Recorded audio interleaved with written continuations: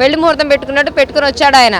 ఇంక ఈయన ఏం చేస్తాడు, రప్పగాళ్ళని తీసుకొని ఈయన ఏం చేస్తాడంటే ప్రజలు చూస్తా ఊరుకోరు. 29లో కూడా కాదు కదా, ఇంకా నిద్రలో కూడా రాడనమాట, కల్లో కూడా ఇంకా తీసేసారు. తాగినోడు తాగంటారా, మీరు వాగండి, మీరు జలసాలు చేస్తేనే కదా వీడికి జలసాలు బాగుండేది. అందరిని నరుక్కోవడం, చంపుకోవడం, కొరుక్కోవడం ఇవే జరుగుతాయి. ఎలా ఉపయోగించుకుంటున్నాడు ఏంటంటే రౌడీలుగా, గూండాలుగా. మేడం నమస్తే అండి. లోకేష్, పవన్ కళ్యాణ్, చంద్రబాబు ప్రజల సొమ్ముతో జలసాలు చేస్తున్నారు, స్పెషల్ ఫ్లైట్లు వేసుకుని తిరుగుతున్నారు, విదేశాల్లో తిరుగుతున్నారు ప్రజల సొమ్ముతో అని చెప్పి వైసీపీ నాయకులు బేపత్తంగా ట్రోల్ చేస్తున్నారు. ఏం చెప్తారు మీరు? ఏదన్నా పని ఉంటేనే కదండి ఏ నాయకుడు అన్న బయటికి వెళ్ళేది. వాళ్ళలాగా పని పాట లేకుండా జలసాలు చేయడానికి వెళ్ళట్లా, పద్దాక లండన్కి కూతుర్లను చూడడానికి వెళ్ళినట్టు వీళ్ళు వెళ్ళట్లా. లోకేష్ కూడా స్పెషల్ ఫ్లైట్లు తిరుగుతున్నాడు, 71 కోట్లు వెచ్చించారు స్పెషల్ ఫ్లైట్ల కోసం అని చెప్పి మాట్లాడుతున్నారు. ఏం చెప్తారు మరి? నువ్వేం సొంత డబ్బులు తీయలేదు కదా నాన్న, నువ్వు ఇంట్లో నుంచి తీసుకొచ్చావా లేకపోతే మీ ఆస్తిలోంచి తీసుకొచ్చి ఖర్చు పెట్టావా? లేదు కదా. నువ్వు దాని గురించి చెప్పు. నువ్వు ముందు ప్రజలు అడిగేశారు, అయిపోయింది, నేను ఎక్కడో తన్ని ఎక్కడో కూర్చోబెట్టేశారు, ఇంకా నీకు అడిగే హోదా కూడా లేదు. ఎందుకు అడుగుతున్నావు మాకైతే అర్థం. 71 కోట్లతో ఆయన తిరిగాడంటే ఆయన మినిస్టర్ అండి, ఆయన తిరగొచ్చు, ఆయన ప్రజల కోసం చేస్తున్నాడు. సొంత డబ్బులు అయితే ఆయన సొంత డబ్బుల్లో ఖర్చు పెట్టాడు, నీ డబ్బులేం తీయలేదు, లేకపోతే రాష్ట్రానికి వచ్చిన డబ్బుల్లోంచి పెట్టుబడుల నుంచి తీయట్లేదు. ఆయన సొంత డబ్బులు ఖర్చు పెట్టుకొని తీస్తున్నాడు. ఆయన తిరుగుతున్నాడండి. ఇంకా మీరు ఇంకా తిరగకుండా తిరిగే వాళ్ళ గురించి, అభివృద్ధి చేసే వాళ్ళ గురించి మాట్లాడుతున్నారు.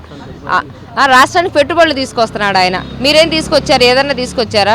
ఏమన్నా తీసుకొస్తే అప్పుడు మేము తెచ్చామండి, వాళ్ళకి తేలేదు, వాళ్ళు ఒక 71 కోట్లు నష్టపోయి ఆయన సొంత డబ్బులు ఖర్చు పెట్టిన నీకేంటయ్యా బాధ? ఆయనకు లేని బాధ నీకేంటి? మాకు ప్రజలకు లేని బాధ నీకేంటి? ప్రజలు అడుగుతారు కదా, ఏదన్నా బాధ ఉంటే లోకేష్ ఇలా చేశాడు, ఈ డబ్బులు నాశనం చేశాడు, ఫలానా డిప్యూటీ సీఎం ఇలా చేశారు, ఇలా చంద్రబాబు గారు ఇలా చేశారు. వాళ్ళు అభివృద్ధి చేస్తా వెళ్తుంటే నువ్వేదో సోది వాళ్ళ మీద బురద జల్లుదాన్ని చూస్తే ఎట్లాగా? బురద జల్లితే అది బురద పడదు, అది మీ మీద ఆకాశం మీద ఉమ్మేస్తానంటే అది మన మీద పడిద్ది. అది కరెక్ట్ కాదు. అది వాళ్ళు చేసే మంచి గురించి, ఇది మంచి, ఎవరు చేసినా మంచి అనే అంటారు. నువ్వు చెడు చేసావు కాబట్టి నువ్వు చెడు చేసావయ్యా అని చెప్పారు. ఆయన మంచి చేస్తున్నాడు కాబట్టి ఇది మంచి అని చెప్తున్నారు. మంచిని కూడా చెడు దోహలో చూపించాలని ఇక్కడ ఎవరు నమ్మడానికి ఎవరు ఓపికగా తిరిగ్గా కూర్చోాలి. నువ్వు ఖాళీగా ఉంటే కూర్చొని పబ్జీ ఆడుకో, అంతేగాని ఇదంతా పిచ్చి మాటలన్నీ చెప్తా ఉంటే చూస్తా ఊరుకునే వాళ్ళు ఎవరు లేరు ఇక్కడ.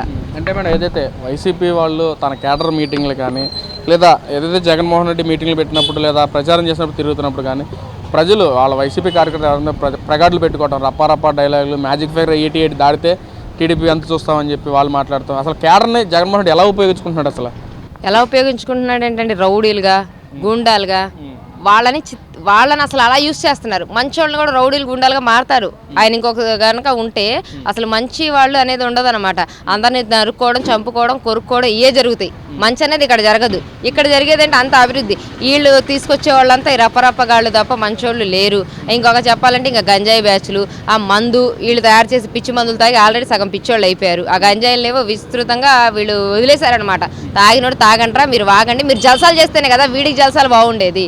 వాళ్ళు జలసాలు చేస్తే వాళ్ళు పిచ్చ మైకంలో ఉంటే వీడు ఎంజాయ్ చేయొచ్చు. వీళ్ళు ప్రశ్నించే వాళ్ళు ఉండరు. వీళ్ళు ఈ గవర్నమెంట్ ఎలా అంటుంది, మమ్మల్ని ప్రశ్నిస్తే మేము ఇంకా బాగా పనిచేస్తాం, తప్పు ఉందని మాకు చెప్తే దాన్ని ఇంకా సరిదిద్దుకుని పనిచేస్తాం అంటున్నారు వీళ్ళు. మేము అలా కాదు, ఈయన వెళ్తున్నాడంటే ఒక 10 మంది శవాలు లెగాలి, 10 మంది శవాలు లెగాలి. లేకపోతే ఏంటంటే కుర్రోళ్ళంతా ఈ రప్ప పోస్టర్లు పట్టుకొని తిరగాలి. ఇలా రప్ప చేసేవాళ్ళు ఏం సందేశం ఇస్తారండి దేశానికి కానీ, రాష్ట్రానికి కానీ?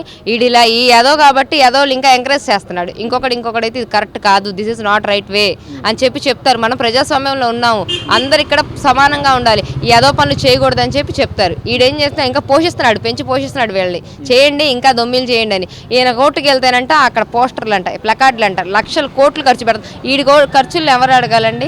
ఈయన హైదరాబాద్లో అవసరమా మనకి? నువ్వు ఎక్కడికి వెళ్తున్నావు? నువ్వు మంచి చేయడానికి వెళ్తుంటే ఓ 10 మందిని తీసుకెళ్ళా. నువ్వు న్యాయస్థానం, నువ్వు దొంగవి వెళ్ళాలి కాబట్టి నువ్వు తీర్పు చెప్పడానికి నీకు కోర్టు అడిగింది టైం, నువ్వు ఇంకా గంట కేటాయించావు. గంట కేటాయించడం ఇదేమన్నా కరెక్టా? నువ్వు గంట కేటాయించడం ఏంటి? నువ్వు తప్పు చేసినోడివి, నీకు గంట కేటాయించారంటే లాగేసేస్తారనమాట. ఏంట్రా బాబు నువ్వు రావడమే ఇంత తప్పు. ముహూర్తం పెట్టుకున్నారా ఏంటండి? పెళ్లి ముహూర్తం, ఆ కోర్టుకి వెళ్ళడానికి కూడా పెళ్లి ముహూర్తం పెట్టుకున్నట్టు పెట్టుకుని వచ్చాడు ఆయన. ఇంక ఈయన ఏం చేస్తాడు, రప్పగాళ్ళని తీసుకొని ఈయన ఏం చేస్తాడంటే ప్రజలు చూస్తా ఊరుకోరు.